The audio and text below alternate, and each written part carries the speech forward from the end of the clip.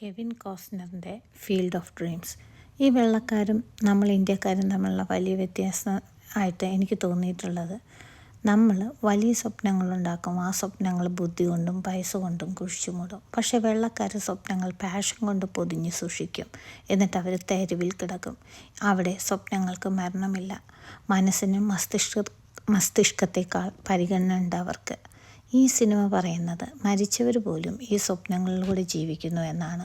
പ്രണവ് മോഹൻലാൽ വെള്ളക്കാരനും മോഹൻലാൽ ഇന്ത്യക്കാരനുമാണ് എന്ന് എനിക്ക് തോന്നാറുണ്ട്. 4 പേര് എന്ത് ചിന്തിക്കുമെന്ന് വിചാരിക്കാതെ ഞാൻ എന്ത് ചിന്തിക്കുന്നു എന്ന് മാത്രം വിചാരിച്ച് ജീവിക്കുന്ന പ്രണവും, തനിക്ക് മാത്രമായ സമയം എപ്പോഴും കൊടുക്കുന്ന പ്രണവ്. എന്നാൽ ഒരുപാട് പേരെക്കുറിച്ച് ചിന്തിച്ച് സ്വന്തമായി സമയം കൊടുക്കാൻ ഒരിക്കലും പറ്റാത്തൊരു മനുഷ്യനാണ് മോഹൻലാൽ എന്ന് എനിക്ക് തോന്നിയിട്ടുണ്ട്. അയാൾക്ക് വിശ്രമമില്ല. ചിലപ്പോൾ ഇതായിരിക്കും മോഹൻലാലിൻ്റെ സ്വപ്നം. നമ്മുടെ നഷ്ടസ്വപ്നങ്ങളുടെ പിന്തുടർച്ചക്കാരാകാൻ നമ്മുടെ മക്കളെ നമ്മൾ അറിഞ്ഞോ അറിയാതെയോ പ്രോത്സാഹിപ്പിക്കാറുണ്ട്. അതിൻ്റെ ഒരു മരണാനന്തര ലെവലായി ഈ സിനിമയെ ഞാൻ കാണുന്നു. ഒരു പ്രോഗ്രസീവ് ഇമോഷണൽ ഫിലോസഫിക്കൽ മൂവിയാണ് ഫീൽഡ് ഓഫ് ഡ്രീംസ്.